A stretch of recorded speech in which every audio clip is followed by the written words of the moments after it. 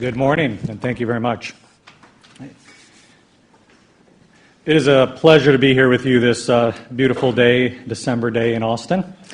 I want to begin by thanking all of the employees in ERCOT and the many stakeholders across the industry for the very, very warm welcome that I've received since joining ERCOT this past October. My first 2.5 months in the job have been focused. They've been hectic at times, but they've been very fulfilling. As I've had the opportunity to get to know the ERCOT team, I continue to be deeply impressed by the dedication and the quality of the people that I've had the opportunity to meet. They are focused relentlessly on ensuring that Texans always have the energy that they need to power their lives and their businesses. As I've had the opportunity to meet many of the stakeholders in our business, from market participants to the legislators and regulators that set policy and oversee our business, there is a common sense of urgency and focus to continue to address the risks that are facing the electric industry in Texas.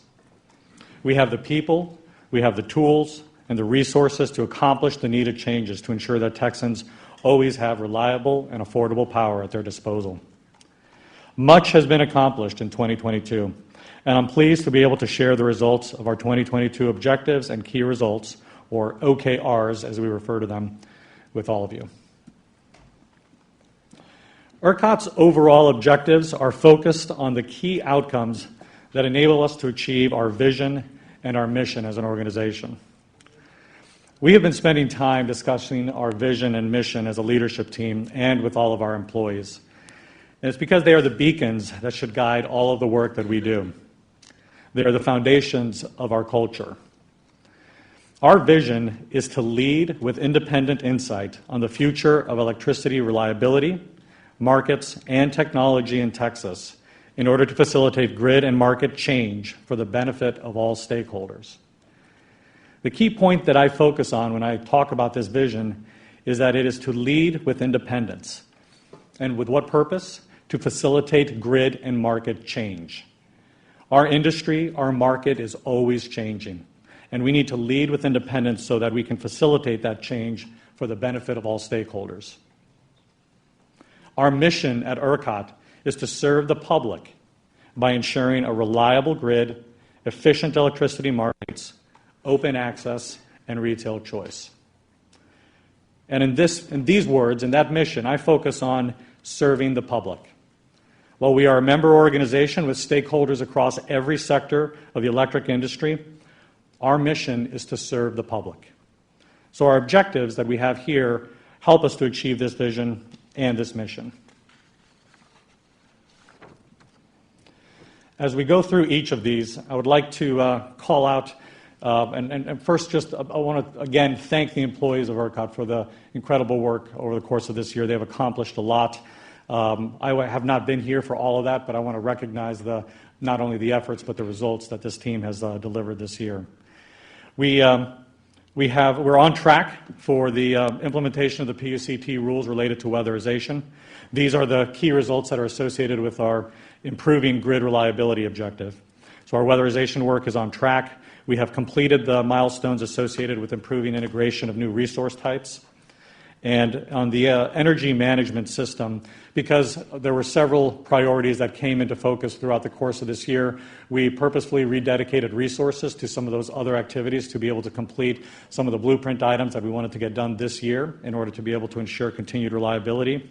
And so by design, we reallocated resources away from the energy management system upgrade, and that one has fallen behind a little bit on the integration testing. We're going to be able to keep that on track for delivery in November of 2023 as forecasted, and we'll be able to rededicate the resources back to that effort to get it back on track. As you look at the second high-level objective that we have, it's to complete the market-facing initiatives that advance reliable operations, market systems, and data transparency. We have completed numerous key market-facing initiatives this year to advance our market and operations, including the implementation of RIO, which is going to allow for the retirement of the Resource Asset Registration Form, the RARF form, as well as many PUC-directed Phase 1 market redesign efforts, such as loads being able to serve in the non-spin ancillary service, our firm fuel service, and our fast frequency response. Additionally, we are on track to complete the ERCOT Contingency Reserve Service new ancillary service that's going to be going live in June of 2023. So we're on track for that. That'll be the newest of the ancillary services that rolls out. I'm going to continue to advance our capabilities to handle the very changing demand profiles and capacity profiles from our intermittent supply that is growing. So very good progress on all of these. And then lastly, on the final objective, which is to implement improvements in technological capabilities and in our financial processes. You can see that the first item here, which is the progress in our data center infrastructure refresh, the DC5 program. We have fallen behind on this one largely because of the global chip shortage that has been affecting manufacturers of technology all over the world. We were delayed in meeting our 22 milestones because of that delay. Hardware has now been procured and is being successfully installed, and we have been able to mitigate any risks associated with the delays in those hardware refreshes. So we are still on target to complete that portion of work that we expected to be done in mid-2023. The overall Data Center 5 refresh program will continue into 2024 and 25 with network refreshes, and those are all expected to remain on track. And in accordance with House Bill 4492 from the 87th Legislature, we have secured financing and we've completed the necessary changes in the technology platforms to support the daily invoicing and the recovery of securitization funds as well.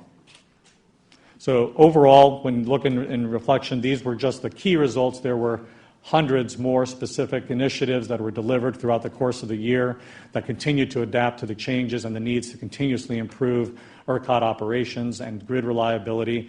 Those have been done seamlessly and smoothly behind the scenes.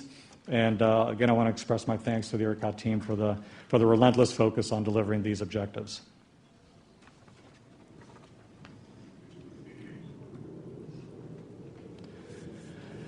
So as you can see, as we look into the winter seasonal assessment of resource adequacy, we have healthy gross capacity amounts in place for this winter season. When we do our modeling to assess what the actual reliability picture is going to look like, we have to adjust this capacity for the purposes of the season and how those resources perform in the season.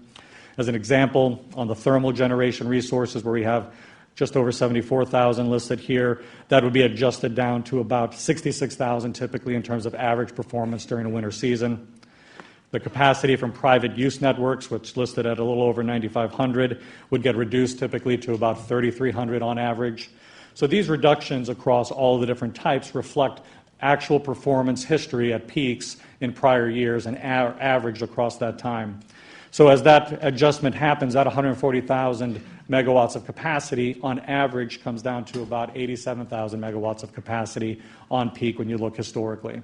That doesn't mean that on any given day the capacity available couldn't be lower or higher, depending on conditions of wind, sun, forced outages, things of that nature, but that on average would reduce down to about 87,000 of typical capacity. When you look at our typical peak load in the winter, which is estimated to be about 67,000, you see that there's expected to be adequate supply throughout this winter season. And I want to point out that there's a low probability scenario where there's very high peak load and extreme outages of generation units and extremely low wind that shows that there could be a shortfall. But again, this is a very low probability scenario. As we run each seasonal assessment of resource adequacy, we run models that show a wide variety of use scenarios across the board. And we want to try to have a realistic expectation of what could happen. And as we look at this season, we expect to have adequate supply for the situations and the scenarios that we expect to see. As our teams continue to monitor and to prepare for this week's cold weather in particular, we're doing so around the clock. Yesterday, we did issue an advisory for extreme cold weather to make sure that all of our market participants are prepared for the conditions that we're expecting. Our current load forecast for this weekend, which is going to be a very cold event, shows that the high expected electric demands during the periods from Thursday evening to Saturday morning are expected to be somewhere around the 70,000 megawatt range. We expect that high demand period to occur on Friday morning. As Woody noted in yesterday's update to the ERCOT board, that we have completed over 200 weatherization inspections to date of generating facilities. They are going very well. We expect to inspect over half of all the generating units in ERCOT this winter season. Last winter, we also inspected a full third of all the generating units in ERCOT. With all of the available resources performing as planned, we have forecasted to have nearly 90,000 megawatts of capacity online for this weekend's event. Wind and solar expected to make up about 20 to 22,000 megawatts of that.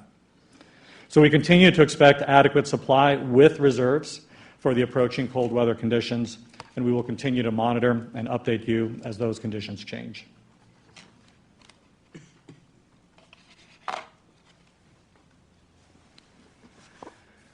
So as we have talked about market redesign, the low probability but high consequence scenarios that we do see continuing to emerge through these reports reinforce the very critical importance of moving forward with the Phase 2 redesign to create a system that is going to incentivize and retain dispatchable generation in the ERCOT region.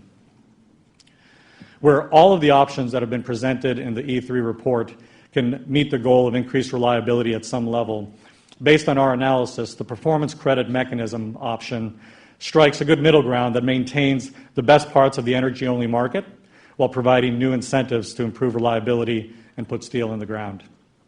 Additionally, we have heard generators express to lawmakers that PCM is one of the better options that will result in expected new investment in generation in Texas. One of our clear goals this legislative session is to help members understand the resource adequacy challenges that Texas faces in the future. The dispatchable gap that is growing between ever-increasing load and dispatchable generation is a real issue and is widening. And addressing this issue with clarity will give investors the certainty that they need to build dispatchable generation that Texas needs. I am very pleased to be able to highlight some changes that we have made available to the public on our ERCOT.com website. As part of our mission to serve the public, we continue to involve those communication platforms to try to be more transparent and more understandable for all of our consumers. Just this past week, we launched a new dashboard that provides several ways of viewing energy that's generated by resource type. The real-time view of this shows current percentages of energy that are generated by resource type. The current day shows resource mixes over the course of the current day so far, so you can see how the day has progressed. And then the previous day shows that mix over the course of a previous day. For both the current day and the previous day charts, if you click on this little icon that's on the top right, you can switch to a chart display between a stacked area chart that shows the total energy produced broken out by resource type at any time, or you can look at a line chart that shows the amount of energy that's produced by each resource type separately. And if you hover over each of the stacked area charts or the line views, you can get a percentage breakdown of each resource type at a single point in time. Some of the ones that you'll see on there would be the power storage. The power storage category includes output from energy storage resources or batteries when they're discharging power. And under current market rules, the power that's consumed by these devices when they are charging is considered in the system load. The natural gas category is comprised of gas steam, simple cycle, combined cycle, and reciprocating engine resources. And those may also include resources that use diesel or fuel oil. And then in the other category, you're going to see information about resources whose technology or fuel type is not aligned with one of these. The values are all provided in megawatts. And for reference, 1 megawatt of electricity can power about 200 Texas homes during an average period of peak demand.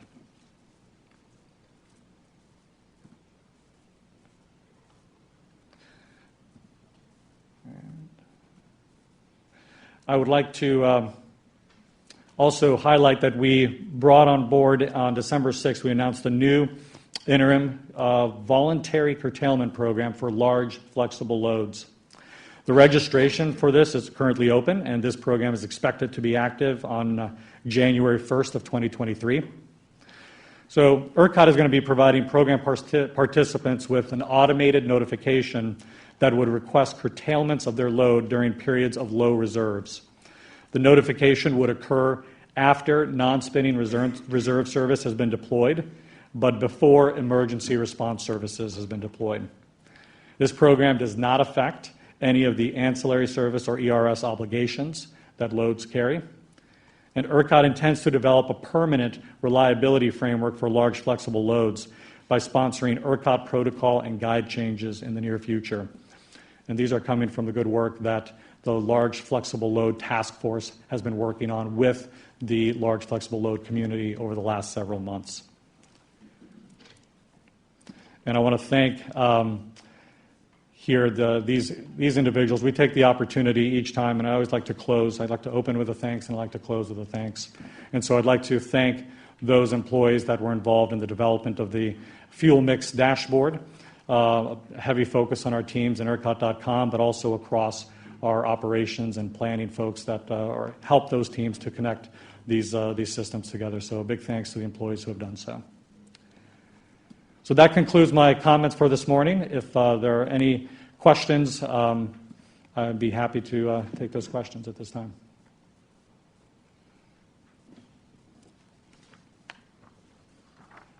All right. Thank you, Pablo. Thank you.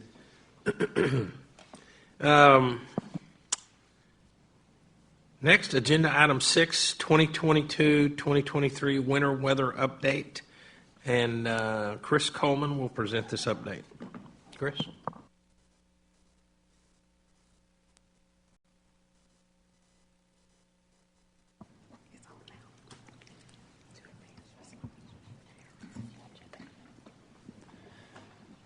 All right, good morning. So I'm going to stand behind the podium today, which is an unusual perspective for me. I've only got 15 minutes. I've got twice that much content to actually talk about. I know people want to hear about the weather this week, so I'm going to start with that here. And I'm just going to push through the slides as quickly as possible. Again, the winter forecast, which I'm covering, is available on the website. All right, so for this week, we're looking at the front coming through locally about noon on Thursday. It'll come through about daybreak in Dallas, mid-late afternoon in Houston, and it'll push all the way through the Rio Grande Valley. Temperatures right now, I can tell you the last 2 days, the temperatures have actually gone back up a couple degrees, which is good. They're going to continue to adjust as we approach Thursday, but they're honing in now, so I don't think you're going to see any significant large changes here. We're looking at Friday morning will be the coldest morning. So the front goes through Thursday. Behind the front, you'll know it. The wind's going to pick up out of the north, 20 to 30 miles per hour with higher gusts. Temperatures are going to drop off quickly behind the front. And Friday morning, you're looking at about 12 degrees in Dallas, about 17 degrees in Austin, and about 21 degrees in Houston. And even the Valley is looking at a freeze on Friday morning. And that afternoon, you'll see temperatures that won't get out of the 20s in Dallas Friday afternoon, and we'll be right around freezing here locally. And it'll trend slowly less cold from there, but we'll still Saturday and Sunday heading into Christmas be well below normal and still see freezes all weekend, even here locally. The other thing to mention is comparing this with Uri from February 2021, we're several degrees warmer than that, and we will also not have the precipitation associated. Any precipitation will be limited to North Texas, probably north of Dallas, well north of Dallas, near the border, and the Panhandle especially should see some light snow, but very limited precipitation, thankfully. And once we get through Christmas, the temperatures will continue to trend warmer. By mid to late next week, we could see 70 degrees again. So there's something encouraging to look forward to. All right, on to the winter weather update. Let me see. I'm gonna have to you may have to yell at me. All right, I've got 10 or so minutes here. I'm going to start with La Nina. As you're very aware, I'm sure, we're in our third year of a La Nina.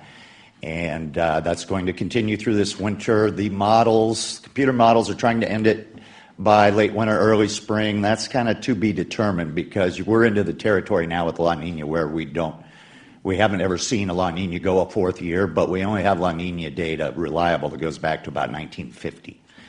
So Regardless, it's going to impact our winter for a third consecutive winter. And you see listed there's been three historical three-year La Nina events. 2000, 2001 was the third year of the La Nina, 95, 96 winter, and 55, 56 winter. And you notice the two pictures there. The graph on the top right, that's just showing, that's a computer model showing you the probability of the La Nina continuing. La Nina is the blue bar. Through the first NDJ would be November, December, January. You see we're still 90% to continue into January period. You get into February, March, April, so 4 bars over. That gray bar is taking over, meaning a neutral. So neither La Nina or El Nino. That's the current forecast, late winter, early spring, it ends, but again, this is computer model. It could go beyond that. And the bottom there is, that lists all the La Ninas and how warm the winter was, a ranking going back to 1895, 127, 128 years. You see the majority of La Nina winters here in Texas, this is for a Texas average, have been warmer than normal. Second most common is an average winter, near normal winter. And third is you see 3 years there that actually fell in the coldest third of all winters for Texas. The 15 coldest winters in Texas history, none have occurred during a La Nina. So La Ninas tend to lean warm, but there are always exceptions. Quick look through the year to date. And, this takes you through about 2 weeks ago when I put this together, through early December. But that map on the top left is your precipitation, January 1st through December 6th. All those reds and yellows indicate drier than normal. So you can see outside of some areas in southern far west Texas, most of the state has seen a dry year or an extremely dry year in some cases. The bottom left map is your departure from normal temperatures, and most of the state has been warmer than normal. Actually, through October, when I put this together, I didn't yet have all the November numbers finalized. We had the 10th warmest January through October period, and the 10th driest January through October period. I know November pushed that up a bit, but we're still in the top 15 warmest and driest years dating back to 1895, and this is for the whole state of Texas. And let's continue. All right, here's a quick look at last winter, and that top left map is your mean temperature map. The right map is the minimum temperatures, the morning lows. Typically, it falls in the morning during the winter, but not always. I put the forecast in there for last year so you can see what it looked like and how it compared. It had the picture down pretty well. It was 18th warmest winter for the state of Texas based on mean temperatures, and 36th warmest. Again, this is out of 127 years. 36th warmest on record for minimum temperatures. But you see, if you just base it on the most recent 10 years, it falls kind of right in the middle or even a little bit cooler than normal. So based on 127 years, last winter was a mild or warmer than normal winter. You just base it on more recent years, it was a normal, even a slightly below normal winter. That's why I'm always cautious to use the word normal. It depends what your normal is, because we keep pushing the bar up as it's been warmer here generally since the 90s. All right. This is putting together the winter forecast, and it's a pretty busy slide, but I put an updated, you see there's 2 yellow boxes there on the top left. I did do an update when I put together these slides from my original forecast, which was released in October. I think it was published on the website in mid-November.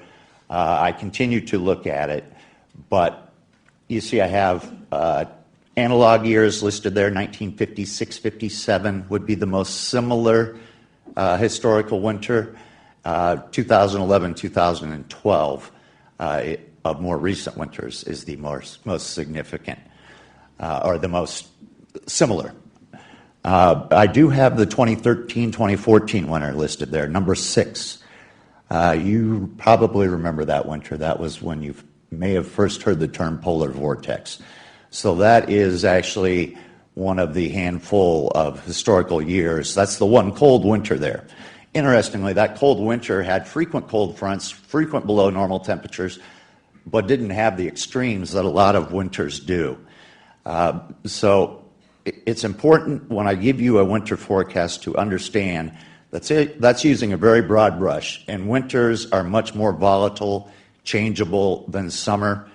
So you're not going to be able to pick up on that extreme event like we're going to see late this week until you get a couple weeks out.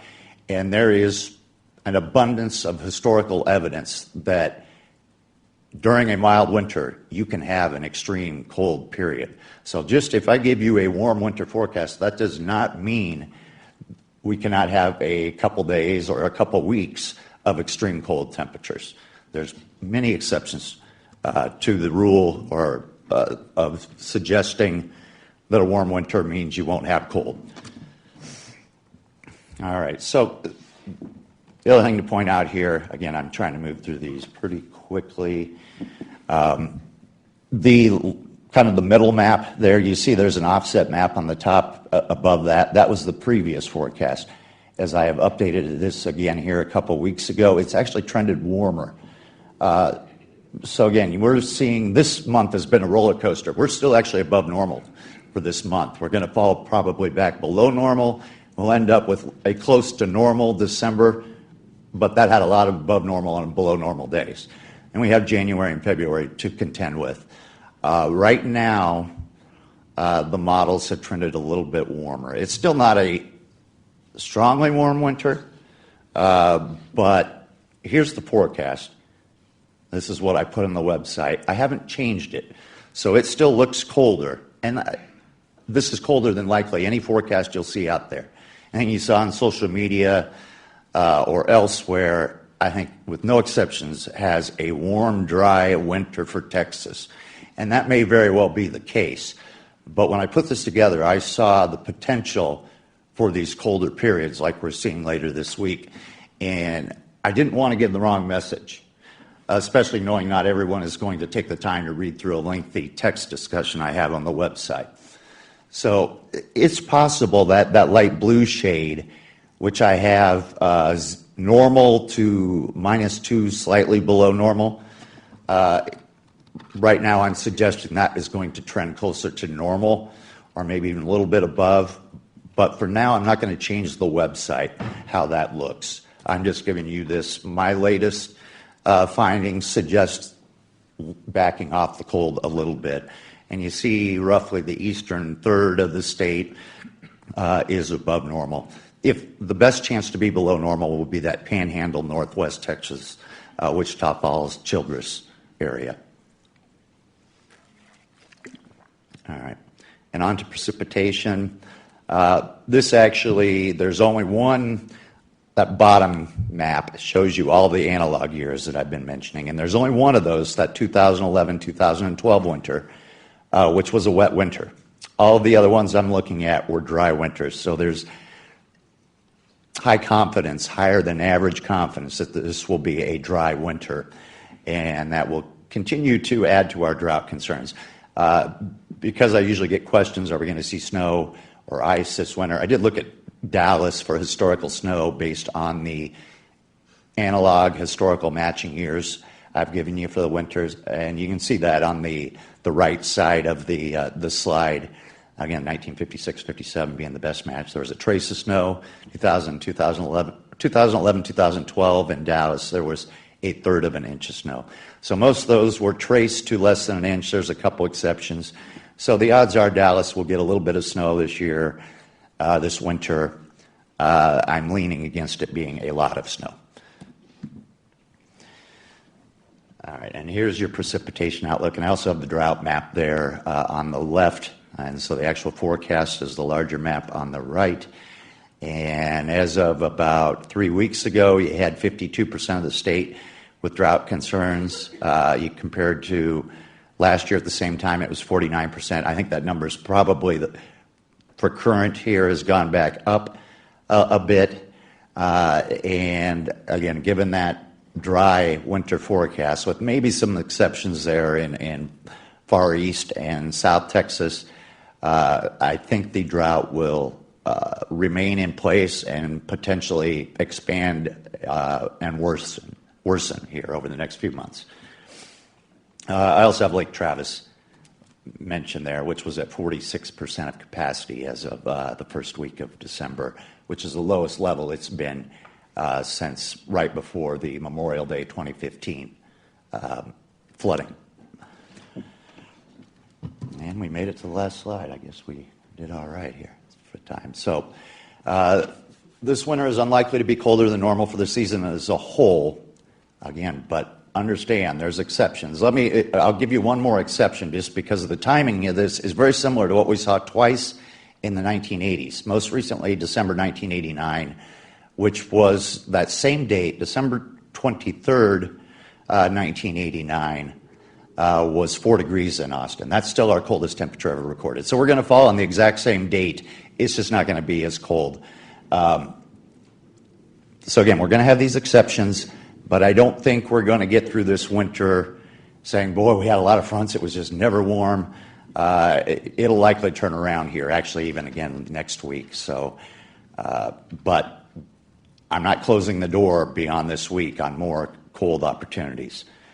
And I do still mention that the 2013-2014 historical year, that gives you that slight chance that this winter is going to turn out colder than expected. The dry signal is actually stronger than the temperature signal for this winter, and it looks like a dry winter. And so the drought will continue and worsen. And that's all I have, unless you have any questions for me. Yes? One question is, what did we forecast in December 20? Yeah, to cover Uri in February 2021. Yep. Well, I can tell you, when I first give the forecast for the winter, it's usually we have a weatherization workshop every year in September with Texas RE, and that was the first time I gave that forecast. And I don't have a map or anything to show you. I gathered all sorts of documentation, but what I told the plant managers and others in the audience then was that winter, 2020, 2021 winter, had greater potential than average for extreme cold. So, again, and I went into last winter, then 2021-22, saying less potential. Now we're back to more potential. But still, as you know, Uri in February 2021 was a once-in-a-generation type of event. So you're going to have to, I'm not going to say that can't happen again. Right now, things are looking good, at least getting through this week with temperatures. Any other questions for me? Yep.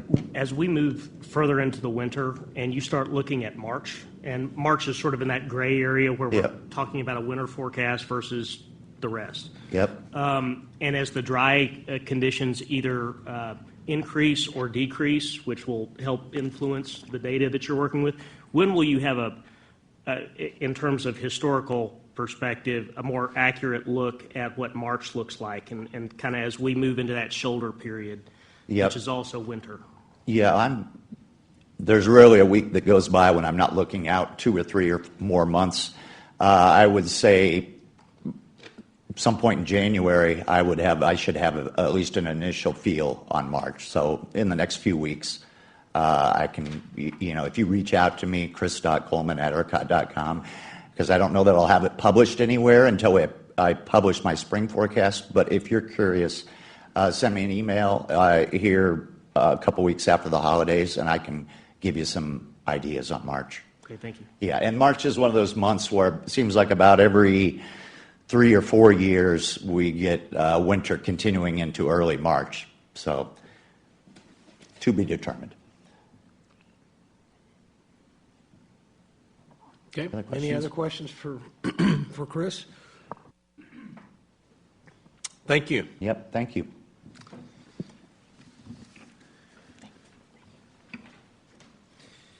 All right. Next up is Agenda Item 7, confirmation of 2023 TAC representatives. Pursuant to Section 4.8 of the ERCOT bylaws, the board shall confirm the representatives of the Technical Advisory Committee. In the meeting materials is a list of the representatives elected or appointed by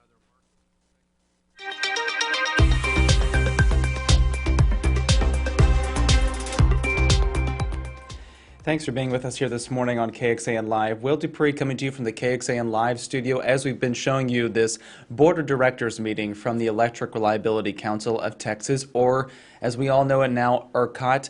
What they are talking about today is the arrival of this Arctic cold front getting here in Texas, sweeping across the state later this week, possibly Thursday. Friday morning is anticipated to be the coldest day. And what the ERCOT CEO and president said just a few moments ago, Pablo Vegas, said that he believed the power grid could handle this situation.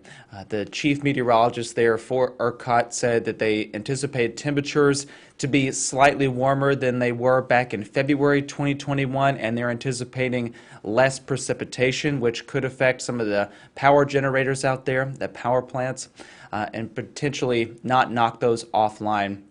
So what they said is that they're anticipating Friday morning to be peak demand. So a lot of people out there will obviously be turning up the heat. That puts pressure on the power grid. They're anticipating 70,000 megawatts of demand on Friday morning because that will be the coldest day. And what the president and CEO said that ERCOT is forecasting 90,000 megawatts of power to be online at that time to be able to meet that demand. So of course we will be keeping track of what this situation and how it unfolds. ERCOT is wanting to provide this update, so we wanted to share that with all of you so that you could get a sense of what that agency is doing right now, because a lot of us have memories of what happened back in February 2021 and don't want to see a repeat at all. You can find more information about what's expected in the forecast for this weekend over on KXAN.com. Our weather team here at KXAN is tracking every detail and sharing the latest models with all of you so that you're best prepared for these upcoming cold days. We do know that for sure it will be cold, and we'll be tracking all of it. So again, you can find it all on KXAN.com, and the KXAN News mobile app will share any updates there. Thank you all again for watching here this morning. I'm Will Dupree in the KXAN Live studio. We'll see you back here at another time with other updates, so please stay with us. Hope you all enjoy the rest of your day. Take care.